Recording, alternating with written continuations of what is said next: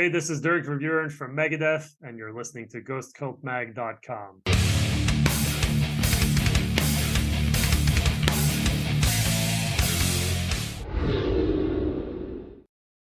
Welcome back to the Ghost Cult Magazine podcast. I'm your host, OJ, and this is part 3 of our Album of the Year countdown. My voice is still jacked up, but whatever. I guess this will be the penultimate episode. I think that's how it goes. In this episode, we got Keith and Gary talking about numbers 20 to number 2. And you still have until December 20th to guess my number 1 record. And if you do, I will mail you 4 Ghost Cult coasters. Yeah, that's what it is. Coasters. For your beers, or your teas, or whatever. And while you're at it, don't forget to like and subscribe. Follow us on YouTube, Spotify, everywhere, man. What are you waiting for, people? Come on. This year's numbers were good, but they could be better. We have a lot of ideas for next year, and we can't reach them all without your help and support. Anyway, enjoy the countdown. And welcome back to another Ghost Cult Magazine podcast. I'm your host, Ghost Cult Keefe, and we are counting down all the way to number 1, the top 75 albums of the year as voted on by the staff of GhostCultMag.com. I am so thrilled to be joined once again for the umpteenth year in a row at one of these segments by our writer from the UK, Gary Alcock. Gary, how are you? I'm fine, thank you very much. Oh, I love the Obi-Wan Kenobi right there. Nice work. Oh yeah, got to chop a bit of Star Wars in there. Always, man. I watched a whole ton of Star Wars over the American holiday just passed, and that's my tradition. Usually Twilight Zone, X-Files for New Year's, Star Wars over that this past one, Thanksgiving. Whatever. I'm not a fan of the holiday itself, but I had a nice gathering with some friends, and that was great. Anything involves good Star Wars, that's a good tradition. Yeah, for sure. Even the one with Jar Jar, even that one. It's okay. Has been good to Jar Jar. You know... And then they brought him back recently. I don't want to spoil anything you haven't seen yet. I'm sure you've seen it, but the actor, they brought him back, not Jar Jar, but the actor. So yeah, man. What a year 2023 has been. It's been crazy. As I have said on a previous episode, by the end of the year, we'll have reviewed possibly the most albums of all time in the history of our brand in year 11. Over 600 albums. 606 is the tentative final number. That's just mind-blowing to me. What a gargantuan effort by Steve Tovey. What a gargantuan effort by all the writers. And as I'm fond of saying, you have probably written more than half of this 75 that we have counted down. So yeah, I bet you are. I'm kind of burned out from shows right now. I just hit a huge clip of shows on top of travel all over the country to see Metallica, so I'm pretty burned out. And but I will say I'm not burned out on new music. And seriously, the contribution of yourself and all the writers, it goes without saying this, we don't exist without you. And I think we're very well regarded as very good but tough and fair reviewers because of writers like you. You just understand music critique at a level I don't think a lot of other people do.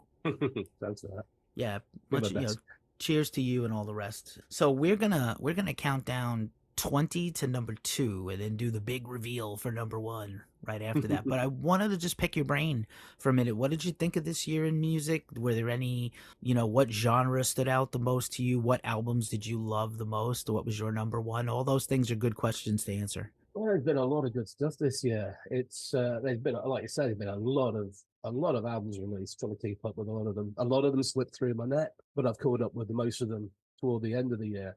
But I mean, there was ones, Enforcer. There's one. Missed it at the time. Then I saw them live and went, I'm going to get the new album. And Nostalgia is a great album. There's a lot of new stuff, new bands coming up. There's a local band to me that's on my radar, Death Collector. They released their debut album, Death's Toll, a few months back. And that's just real solid death metal, also the all old school style. There's just been a lot of variation. There's been so much. I found myself listening to everything basically from old school, like Kirathon Gold's new album, Dark Parade. That was excellent. Through another old boy, Alice Cooper. Road was excellent. To Twin Temple. Completely not metal in any way. Old school 50s, 50s, 60s, doo-wop. Nothing remotely metal about it, but it's just Satan. And it just sounds great. Other recent one that's just popped up on one of my lists, it's going to be very high, is the new Greenland British band, This Heathen Land, the album's called. That is just absolutely brilliant. Doomy, but now they sound a bit like Ghost, which put a few people off, but it's attracted me more to them. But they're really good. There's another band, Moonlight Sorcery. I reviewed their album, Horned Lord of the Thorned Castle.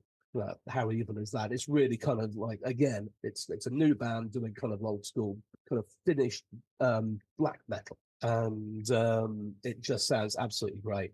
There's a lot of progressive stuff on there and exploratory stuff. This sounds really great. Voyager, Australian lot from who have been around for ages, but a lot of people only turned on to the Eurovision Song Contest. Their album, Fearless in Love, is absolutely brilliant.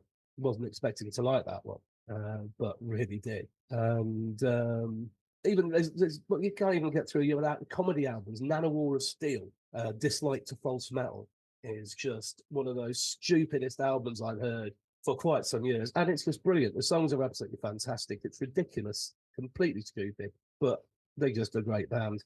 In Flames' new one's great. Serenity, their new one, Nemesis AD, is really good. That grabbed me.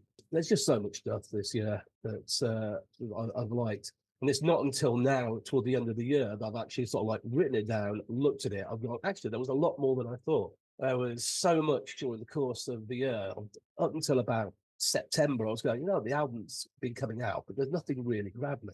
And now I sat down now, listened to a lot of stuff I missed, listened to a lot of other stuff, re-listened to some stuff. And I've just got, actually, this year isn't anywhere near as not as bad, but it's not as great as usual. And I've just looked at it, there's a lot of stuff that has really grabbed me. And so, 2023 gets a thumbs up. Right on. I have been impressed. Maybe there wasn't a huge glutton of pure, traditional black metal albums, but a lot of black metal adjacent records came out that I loved. I think the arms crossed first and second wave purists had a little less to say this year as compared to New Jack's doing something special. I think I had touched on with Steve, I think there wasn't a tremendous amount of trad metal that I loved, but the ones that I did love were, stay lists, on the playlist. They were sticking around. Yeah. And then I think we hit upon something in one of the earlier episodes of this run here also, that other than Metallica, there really wasn't like an glutton of upper echelon bands putting a record out, like Metallica, Foo Fighters, Avenged Sevenfold. Only one of those is on this countdown prominently, so it's pretty interesting to me. Our staff is very diverse, and I love that we continue to represent the underground just like we used to 11 years ago when we started out, before I even joined. So I'm really thrilled. The diversity of our staff, the diversity of the taste of our staff. We're not just kind of one type of bands only. And listen, I haven't looked at the decibel list yet, but people were texting me about it like, oh my God. And I was like, well, it's decibel.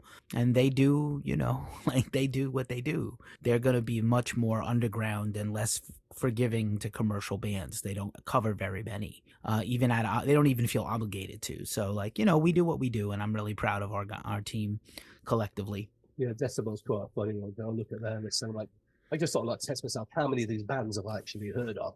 There's so many. Who? Okay. Yeah, I'm happy to say that of the entire final 75 of the that we voted on, that we landed on, set in stone 75, there was only one record I had not heard at least a little of, and that was Fall Out Boy, who I'm not a fan of. So unsurprisingly, I haven't heard that one. Yeah, not unsurprising. And I'm sure the Blink 182, much like Steve, was also not on your radar, even though it's pretty good, actually. I heard that. Heard a little. It's okay. I didn't have on my bingo card that Blink 182 was going to make a song that would make a grown man cry. And 2023, they were going to get all serious. But, when you have serious life stuff happen to you, you make more serious music. They were going a little bit serious before they disappeared original. Right. The last album they did, they just started going a little less toward the American Pie kind of thing. And, yeah, exactly. A bit growing up, and it's I think that's what lost them a few fans. But obviously now it's time has gone on, and they've come back and they get a nice little.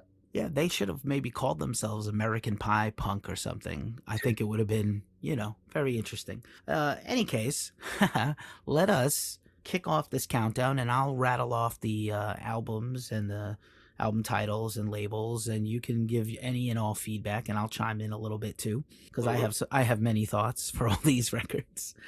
I will say, before we do the rundown, I could almost throw a blanket over most of these and swap the rankings for me personally, and they would all be still okay. My number one is in here, is represented, although it's not number one overall, and I'm perfectly fine with that. I know sometimes our staff are like, why didn't you have this obscure thing that I voted for, that I wrote in as number one? And it's like, well, it's again, it's about the collective. This is, even Steve and I addressed this in a previous episode, like, there's no tampering. Whatever, Steve does a really scientific weighted voting system that is pretty immaculate, and we don't tamper with it, just as a rule. It's tempting, but we don't. We just don't. So I just want everybody to know that, like, these rankings are not my rankings or Gary's rankings. They are the collective votes. There is no voting fraud here.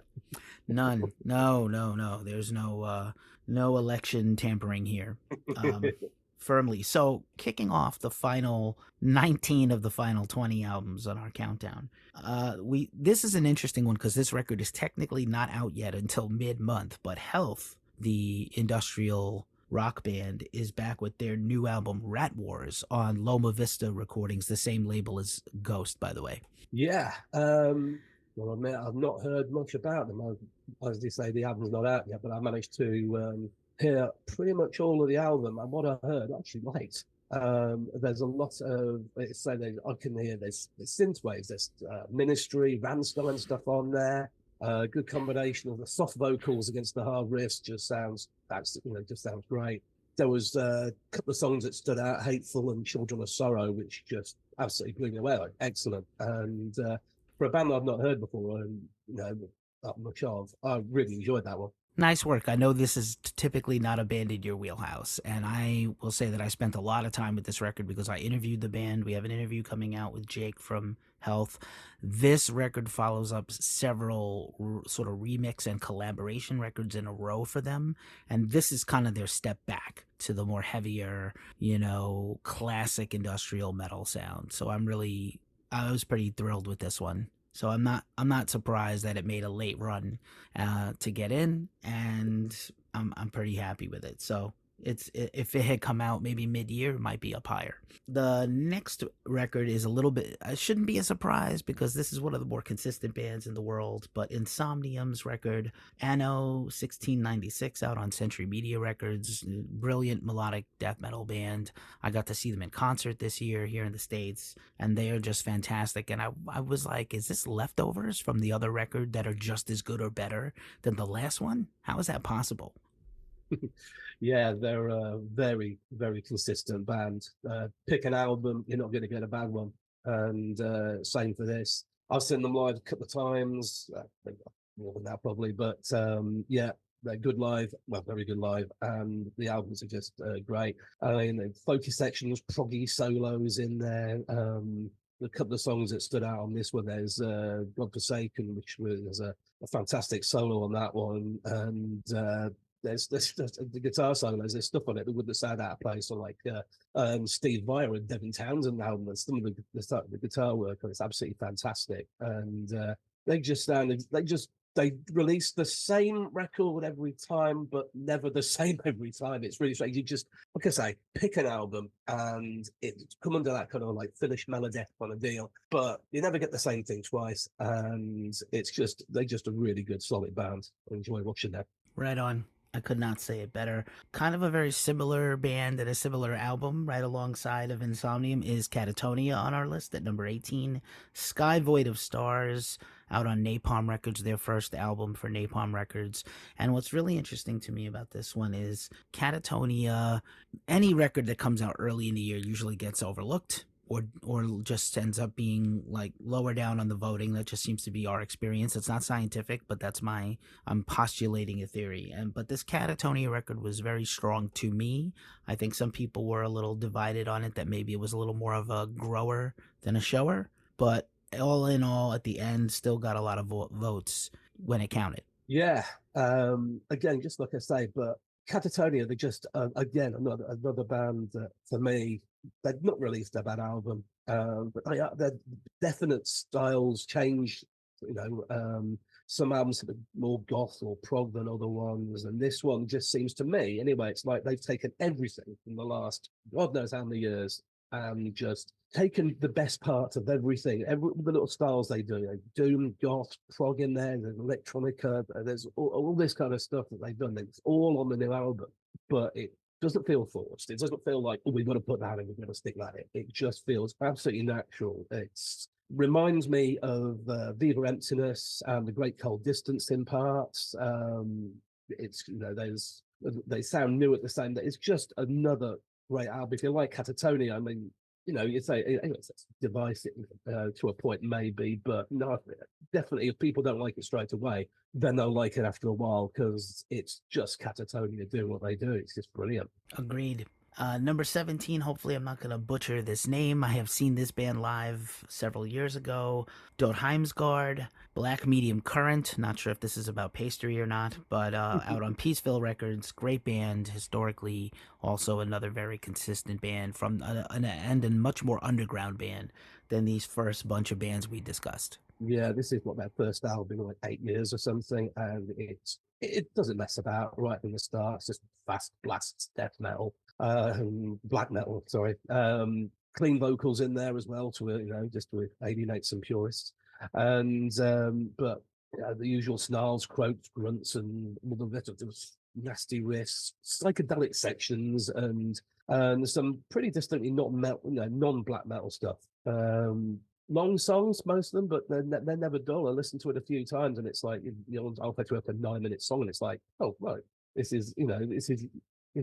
just doesn't sound dull. There's always something going on, and there's some pretty bonkers industrial stuff going on there as well, which that certainly throws you the first time or two you hear it. But overall, yeah, it's a very good album. Right, definitely a band concerned with continuing to evolve. We use that word a lot. So here it goes, Cult, when a band shapeshifts over time. So great job by them. Probably a band and an album you are not going to be into based on our previous interactions, Gary. Crosses at number 16, the side project from Chino Moreno of Deftones and Sean Lopez, formerly of the band Far, two Sacramento bands. Good night, God bless, love you, delete, out on Warner Music. Not for you. Well, the thing it might surprise you. No, I tell you, yeah, I will absolutely go, but I'm not going to change what I said. I know it's heresy, but never much of a Deftones fan. But yeah, I like this. I genuinely did. It's nothing like Deftones, which for me was a good thing. It's everything. I just wasn't expecting to like it. It was one of these ones that I must, I've got to admit, I didn't hear it until just a week or so ago because Chino Moreno. I'm not going to. I'm not going to go heavy on anything Deftones wise, but I gave it a proper list, and I'm like, you know what? This like dark wave synth stuff, it just suits. And there's songs on there which remind me of the Krups, the German band from 90s industrial stuff. It was just. But yeah, I mean, I'm not going to go back on myself and suddenly say I'm suddenly the biggest Deftones or Chino fan, but I like this. I genuinely did. I didn't expect to. And I've been listening to it way more than I thought possible. Well, that is definitely the first big surprise of this part of the countdown for me, and I'm pleased to hear it because I am a big fan, and I reviewed this is their second release of the year, this full-length album, and their first full-length album, actually. So I reviewed their EP earlier in the year, and they are likely going to release yet another Christmas cover this year, so I'm keeping my fingers crossed for one more of those. I'm a big fan, but yeah, this record was stellar. Another beloved ghost cult band that goes back to the magazine days, probably a band we were one of the first to cover in the world, is Ken Mode and their new album, but specifically this new album, Void, on the Great Artifact Records, which also tends to have a lot of synthy and dance bands, but they also have Ken Mode and Cloud Rat. Another just top-notch record from, they never cease to impress me or fail to amaze me. Yeah, it's not one to listen to if you've got a headache. It's a real, it's very heavy, noisy, bit of a, some of their early stuff I'd say more of a Black Flag vibe to it than this one, but there is some, that kind of stuff on there. It's just a very aggressive record. Indeed, they always are, and I'm looking forward to hopefully catching them live in the next year. For number 14, a mild surprise to me, not because of the band, but the where it is in the list. And again, you can't get too nitpicky over this. But at number 14, the great Cannibal Corpse with their new album Chaos Horrific on Metal Blade, and just Cannibal Corpse is a band that has had several top 10 placements for us in the 11 years of Ghost Cult. I thought it was a really strong record, and easily more of one of my favorites than perhaps their last couple. Yeah, it's been a lot of people saying that this one has been the best for a few years. Every time they release an album, I say it's the best they've been for a few years. Then you look at the list and go, hang on, no, they're all good. Since Eric Rutan came along, the productions have improved no end. Now he's a full-time member of the band as well. That's clearly helped on this. And one thing not just myself noticed, but some people that I know have noticed that George's vocals have become increasingly more decipherable. You can actually, hear clearly, the insanity he's spewing out. It's absolutely, the new one is just absolutely great. It doesn't do anything brand new. They're not that kind of band, but technically they seem to one of these things you listen to, normal everyday person in the street listens to this, they'll just think it's absolute noise. But to the trained ear, you listen to some of the riffs, some of the guitar melodies, some of the actually melodied in some of these songs, the drum patterns, bass lines, everything's getting more technical. Well, a lot of bands around our age are sort of like, we've done our best work, we'll just churn out some simple stuff, keep it easier so we can play it. These guys seem to go the other way, and everything just seems to, on each album, just get more technical without losing any of the brutality, which is what they're famous for. The album's just absolutely does that in spades. It's such a good album. George's vocals are great on it, and I say the production is crystal clear. It is one of the best they've done in ages. And the next time they release an album, I'll be saying the exact same thing. Same. And time for a shameless plug. The Ghost Cult joint, the Glacially musical Pouredcast, which I am the co-host of, just wrapped up a series not too long ago, maybe a couple of months back, on the early Cannibal Corpse records. So it was really fun to kind of delve back into the early history of the band. And then I saw them live recently, and then I went back and listened to this record again before voting on my personal top 20. So it was a comprehensive study of the band, and I like doing that. For number 13, we have a bit of a controversial pick.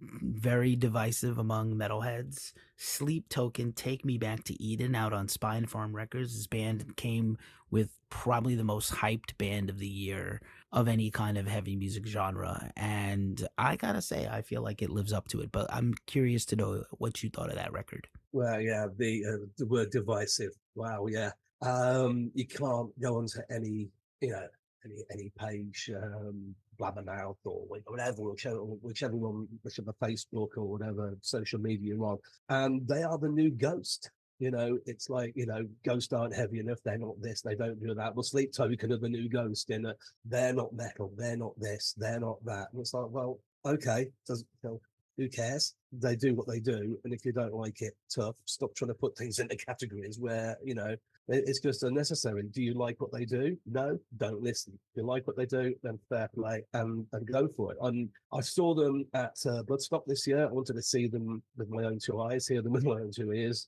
to see what the fuss was all about. And I like them. They're different. Different is scary to a lot of people. We want, it's the old joke, we want something different, but no, not like that. And metal needs to progress, metal needs to change, and it means incorporating different music and into different styles and things. They're doing this brilliantly. There are some songs on the album I don't get on with as much. It's not, for me, a perfect album or anything like that, but it's, if I was to listen to half the people on the internet, I wouldn't have gone anywhere near it. But there are some absolutely cracking tunes on there, but some of them have got the more the other kind of stuff that non-metal, heretical, but there you go. And the other stuff that they've got on there, it just complements each other perfectly. It sounds really good, and I just can't stand looking. Well, actually, no. I say I can't stand it. Actually, sometimes I just enjoy watching the toing and froing between people of both sides. And it's say they've just taken over from Ghost as they're not metal, they are, they're not. It's just they're the new band for that. But I liked it, most of it. Right on. I also saw them at a festival at Riot Fest, 2 festivals we covered this year. And I also thought, granted they don't have like one ass kicking opener song like, Square Hammer, but at the same time, like a simmer to a boil, people were into it. Like their whole style, people were vibing with them. Maybe the only problem we had is they took a bit of time to get on stage. But other than that, no complaints. The next record, I'm super proud that this made the list at all, and I'm super proud that this band made a big, stellar comeback of sorts. This is Silosis with A Sign of Things to Come on Nuclear Blast. Josh Middleton, formerly of Architects, literally within like 2 days of him departing the band, they announced this record and dropped a single. And just from the very first notes of the first single through to the album release, it was going to be all bangers. Really, I feel like Silosis is the band that is really holding up technical death metal in the UK right now, pretty much on their backs. There are many great bands, but they are the ones who did it the best this year. Yeah, very solid album. Pretty much everything I was going to say there. It's well produced, well played, heavy as hell. Yeah, thumbs up, no problem there. I will say, I think what our review of the album, as well as some other people I've chatted with about them that asked me my opinion about them, is that the band is now the equal to Josh. It's not just Josh carrying, he's got the right collaborators to create with, and that was probably maybe, I don't want to say holding him back because similar lineup, but just, maybe they're all firing on all cylinders, and he knew he was probably going to hit the end of the road with Architects. So all good. Funny enough, for the number 11 song in our number 11 album in our countdown was my number 1 for the whole year, which was Baroness with the album Stone on their own label, Abraxan Hymns. Everybody that I wrote the review for that album, by the way, and everyone that knows me knows that I've been just beating a shoe on a table like Khrushchev for many years for a very old person reference. And I love that band a whole lot. So I knew I was going to love the record. I didn't know it was going to be as great, maybe their best record or tied for their best record with Purple to me. I gave it that high a value in my own personal list. But how about you? Yeah, to be honest, they're not one of my go-to bands. I like them. But the new one, again, it's there's a lot of good stuff on there. Atmosphere, lyrics, that more into the lyrics, that helps so much more. Some of the screwing in little solos they've got, big strong riffs, loads of mood shifts. There's this, there's so many shifts and changes in mood all the way through songs, and it's just for a band that I don't usually listen to. I don't like, not that I don't even like them, I just don't seem to listen to them as much. For a band that's one of my go-tos, it was a nice little that was a good album. Enjoyed that one. Yeah, fantastic. Another vastly talked about band coming in to start our final 9 on this part of the countdown, the final 9 albums here. Two Mold at number 10 with their album The Enduring Spirit on 20 Buck Spin, which they basically surprise dropped, which I'm not a big fan of as I'm putting my music marketing hat on, but it worked for them to barely announce it, drop it quick. And I don't even think we got the promo until the day of or the day before.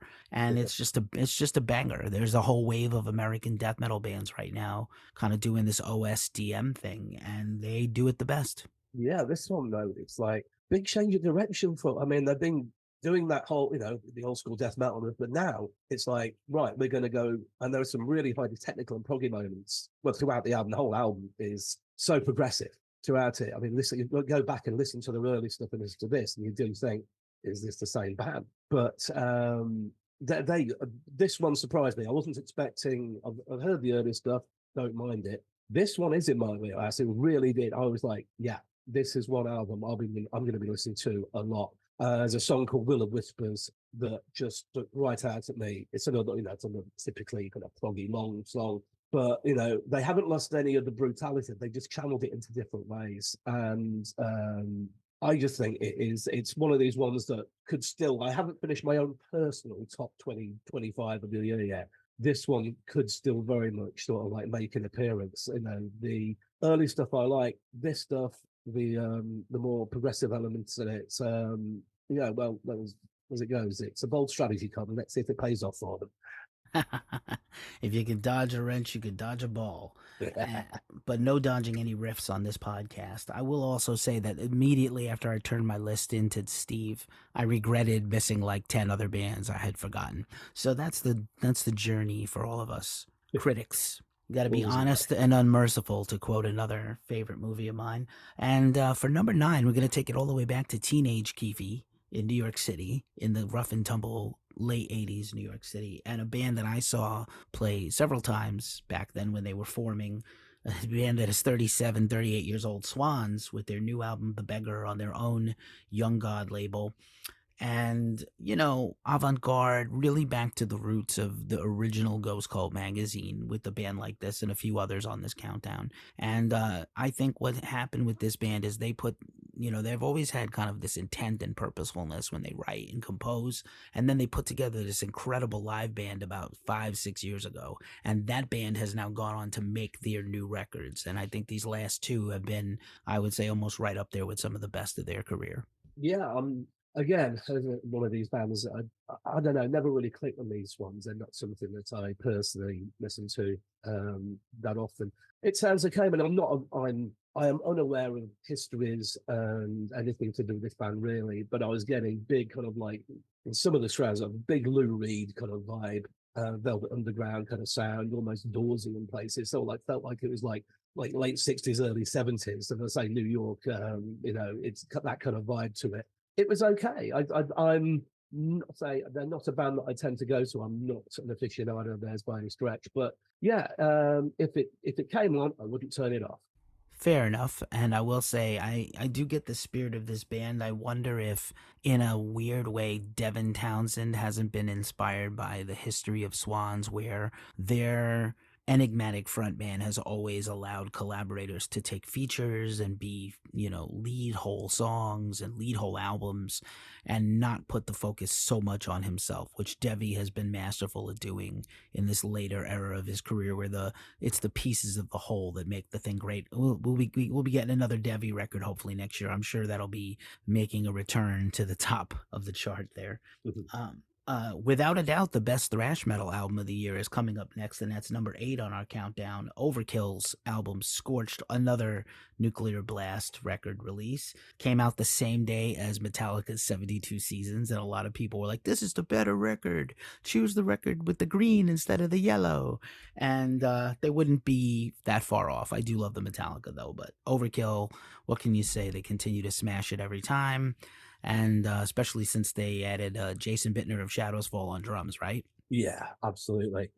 He's made a hell of a difference. They've been doing this level of quality thrash. I mean, for me, the 90s and the 2000s, early 2000s, I don't sort of, just ignore that. It was okay, but the big run that they had from the first album until the late 80s, perfect. This run that they're doing now, this run that started for me, probably with Immortalis, it's just gone on. It's just, whichever album you pick, it's just absolutely brilliant. I don't know how they keep doing it. The energy that the Blitz has, I don't know how he does it. It's every album they release, they're a year or two older than the one before, and they sound a year or two younger every time. At this rate, they'll be going, 3 or 4 albums down the line, they'll be sounding like 16-year-olds again. It's just amazing the amount of energy, electricity that Overkill managed to put out on a record that a lot of the thrash bands, as much as I love some of them, don't seem to be able to capture it. They've got this kind of live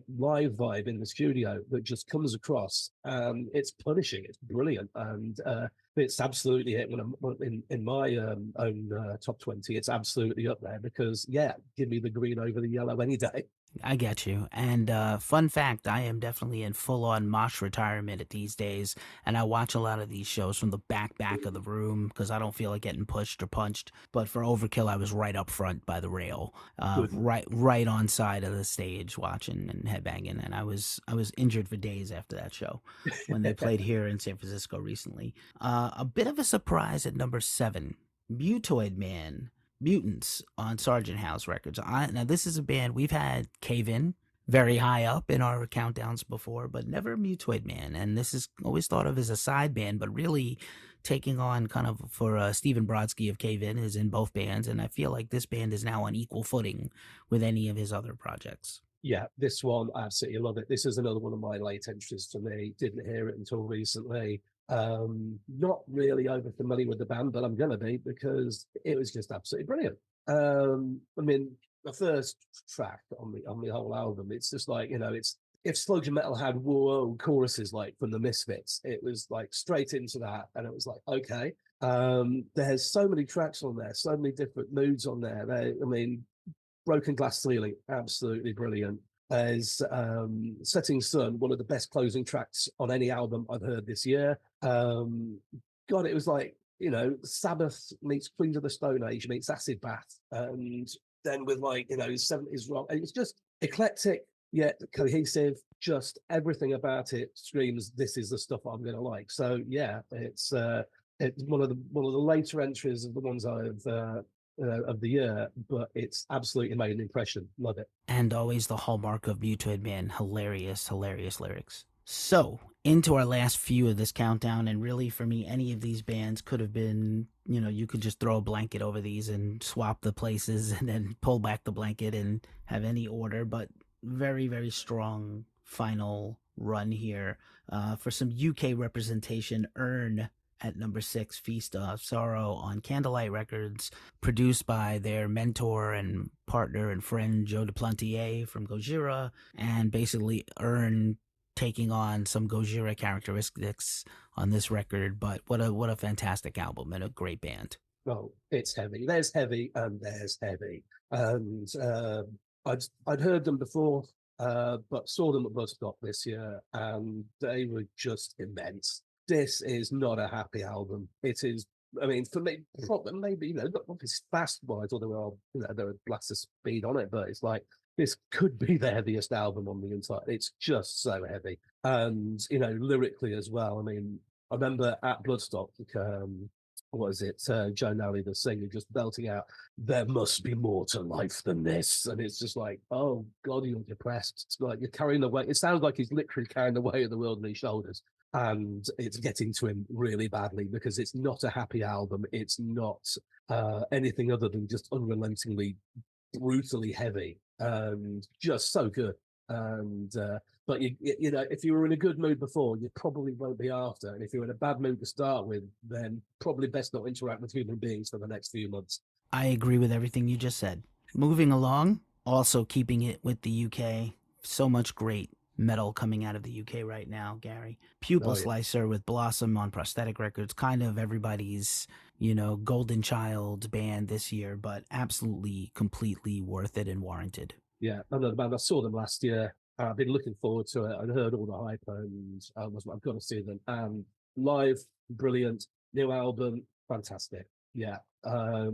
Speed, aggression, and the angstiest of all the angst-ridden albums on here. It's just full of so much, intensity. The lighter parts work so heavy with the screaming, that goes along with it. It's just, there's grindcore in the album. There's so many different, there's even black metal riffs that chuck up in there every now and again.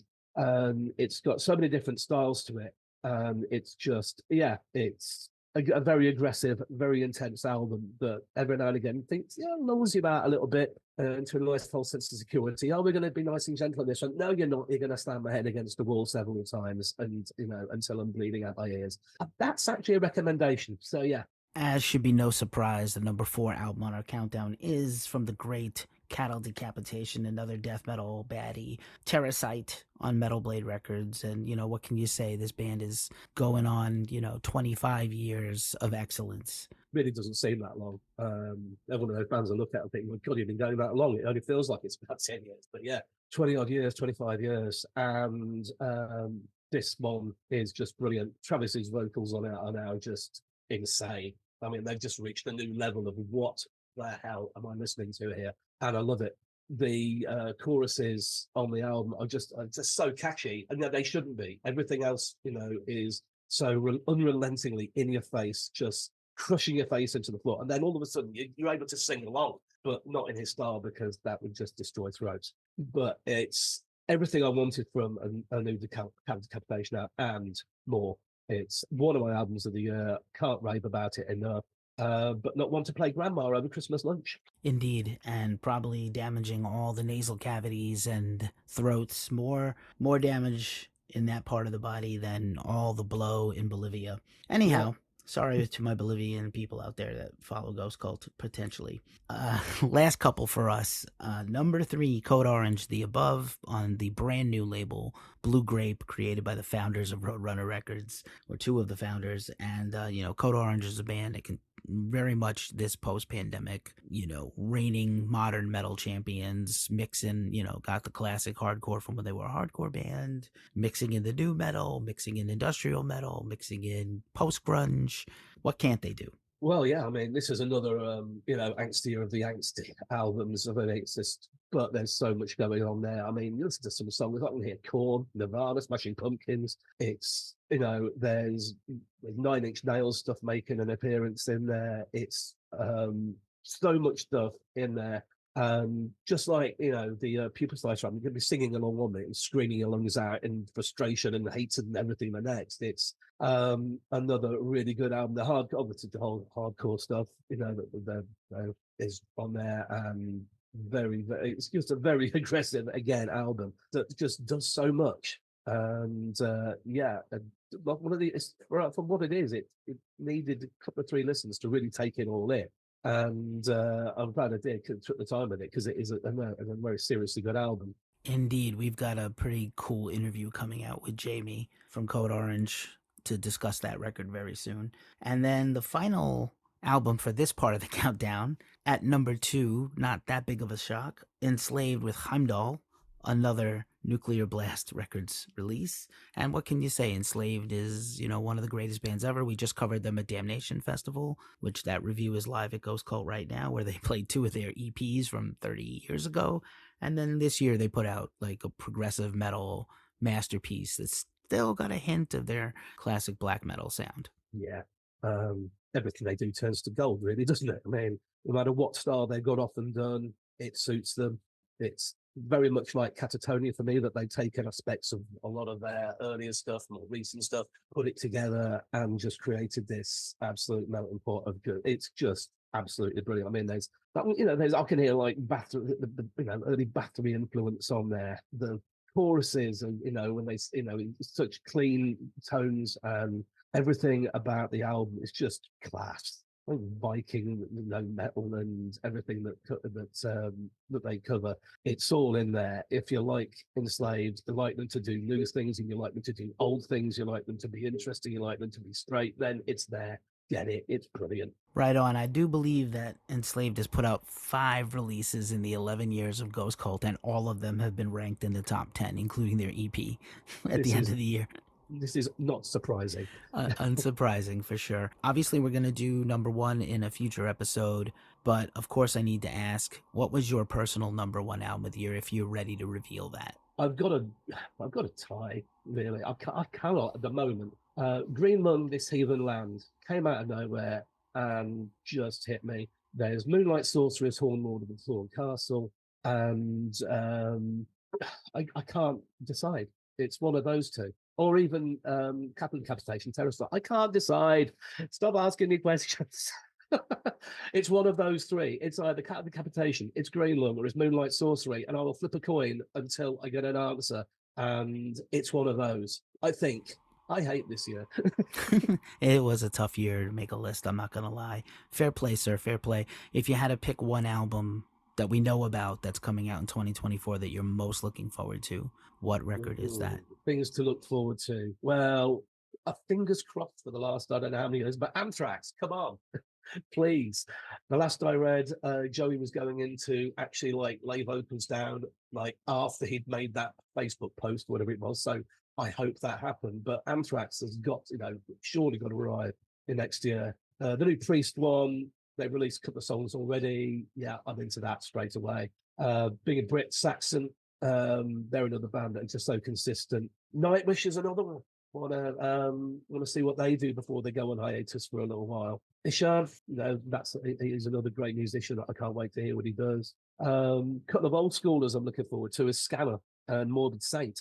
Morbid Saint, like, one of the thrash bands from the 80s that came out, did one album and then disappeared. But the album Spectrum of Death just became like legendary amongst thrash fans. And Scanner were like, for me, they were like the first science fiction kind of theme metal band. They did so many good songs. They were very much like Halloween in that style. But they disappeared, came back.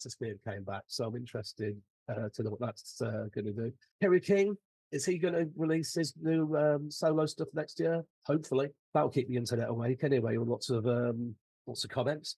I noticed Slipknot have got something called Look Outside Your Window coming out, which is like offcuts from the All Hope Is Gone sessions that just the four of the core band wrote themselves, and very different to Slipknot, apparently.